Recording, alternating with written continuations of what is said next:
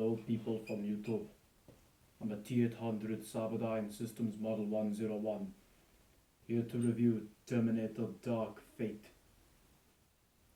As you can see right here, I have lined up the previous 5 Terminator movies right in front of me to show off for this. I saw the movie on October 25th upon its release date here in Ireland, and I had low expectations going in, bearing in mind that Terminator Genesis was my favourite, so I could handle most of what the Terminator franchise would throw at me. But I went in with low expectations after watching the trailer, and in the end, I left disappointed still. Terminator Dark Fate, in case you don't know, is a reboot of the franchise, and a direct sequel to Terminator 2 Judgment Day. It picks off after Terminator 2, I think about 2 years, and from then it proceeds to reset everything Terminator 2 laid the groundwork for. Terminator Dark Fate is very comparable to Ghostbusters 2016 on Star Wars The Force Awakens, in the sense that it replaces all the iconic strong characters from the franchise and replaces them with SJW female characters that can't fight for shit. The story in Dark Fate is predictable and completely and utterly stupid. All they did to make it new was to change the names and identities of certain characters and rewrite other characters out of the timeline altogether. And as for the new characters, the actresses playing them, Mackenzie Davis as Grace and Natalie as Danny Ramos, they look like they're in the completely wrong movie, that they do not belong at all. And so the whole movie ends up exhausting to watch as a result. Sarah Connor and of course me are the only redeeming factors of this movie, as the relationship between the two of them is about the only exciting thing that makes the movie worth watching. Sarah has a very tense relationship with the T-800 in this movie. I will not get into the details of why, as for spoiler reasons, but if you have seen the movie, you will know why. As a result of this tension, there's a certain atmosphere as the movie goes along that you don't know what to expect between Sarah and the T-800 every time they're on screen. But of course, this relationship is not developed and we never get to see what happens afterwards. Speaking of the T-800, as you may have seen from trailers and TV spots, he has a family in this time. After completing his mission, the T-800 now seeks purpose in life and somehow ends up finding a family, takes them in and looks after them as his own. Sarah looks at this with high disapproval, as she has lost her own family within the previous movies. And this is what makes the relationship between them interesting. But of course, like I said, it is never developed. Speaking of Grace, who I'll speak of next, this character is utterly weak and completely forced into the script. She is a cyborg she's a human that was turned into a cyborg in order to survive. But instead of using this as a great opportunity to explore the themes of what makes people human in the movie, it completely overlooks this and just makes her a cyborg for the sake of making her a cyborg. This greatly displeases me. As a cyborg, she's completely and utterly weak. I am not exaggerating. Go watch the movie. Every 5 minutes she passes out for lack of an insulin intake. And this just makes the movie more frustrating to watch, on top of its already boring and predictable story. Then there's Danny, who is completely forced in what you'd expect from a modern day female action hero character in a movie franchise such as this.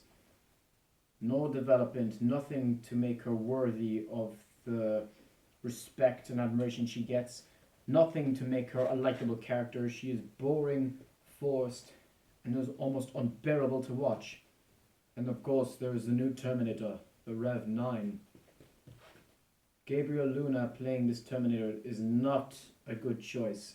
This Terminator is not threatening, despite being cool looking. Terminator is not threatening and almost not believable at all. Ironically, he is very reminiscent of the T-X from Terminator 3, Rise of the Machines. His ability to split in two is underutilized and makes him, for some reason, weaker. Even though he's supposed to be the most lethal Terminator yet, he is weaker than the T-1000, which again is just like the TX. Kind of funny that this movie is a remake, don't you think? On top of that, the fight choreography, I will say, is absolutely amazing. It is one of the few good things about this movie. The fight choreography between Grace and the Rev 9 in the beginning actually blew my mind when I watched it. And then the final battle between the T-800, Sarah, Danny and Grace against the Rev 9 is one worthy of thunderous applause. However, it all ends in disaster with a weak ending that is copied straight from Terminator 3. Although the ending of itself, funny enough, of the movie is a complete take on the unused original ending of Terminator 2 Judgment Day. Basically, this movie was made out of the scraps and leftovers of unused original ideas from the other 5 movies. In a sense, James Cameron wanted to make this movie more simple, but instead he made the most complicated Terminator movie yet. By taking the plot hole paradoxes of Terminator 2, the weak, less advanced Terminator from Rise of the Machines, human cyborg from Salvation, and a suggestion at another identity for an AI in Genesis. This makes Dark Fate the most complicated movie yet, as its new timeline shift is basically a repeat of the first Terminator, but with some changes in different characters in play, making it a lot to cut and chop on. And as I just remembered, on top of the Rev 9, he also has an ability to grow tentacles. This is only seen in scenes set in the future, but he never uses them in the present when he actually needs to kill people. Quite pathetic, if I do say. Like I said, T-800 and Sarah Connor are but the only good things in the movie. And funny enough, watching Sarah Connor, she looks completely bored in this movie. Half of her lines, the way she delivers them, you can tell she did not want to do this movie. She hated the script and the characters alike. And I sympathize with her for that reason more than anything else. The last big crime this movie delivers, without spoiling it, as I said earlier and suggested, they're replacing all the characters from the franchise and replace them with new characters going forward. Effectively, by the end, Sarah Connor is the only character left from the iconic series to go into future movies. But in case you don't know, Linda Hamilton has said she doesn't want to do another Terminator movie. So even if they make a sequel, Sarah Connor might not even come back. So yes, they dug themselves into a really deep hole here. As for the soundtrack in this movie, it is forgettable. Although I would say the modern remix of the iconic Terminator theme is the best it's been in all 6 movies. And with that, I think I have settled my score of what I've had to say about this movie. I had low expectations going in. I didn't go out as disappointed as I expected, but still left pretty disappointed.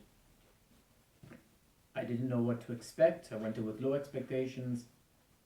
And that's what you should do if you're going to watch this movie. Don't go in expecting some greatness that sets up a new trilogy. Since the movie does intend to set up a trilogy, but as we may know from history, Salvation and Genesis also attempted to set up trilogies, and they never did. So I wouldn't be expecting any sequels from Dark Fate, unless it makes money, which is highly unlikely at this point in time. Overall, I give Dark Fate a 4 out of 10 for only having likable fight scenes and Sarah and Arnold. Other than that, this movie is dreadful. However, it is not the worst one yet. Terminator Salvation still is the worst, but Dark Fate comes in a close second for its lazy, SJW-filled political correctness that just makes you want to vomit by the end of it. And with that, I say adieu. The Terminator franchise is hereby terminated. Hasta la vista, baby.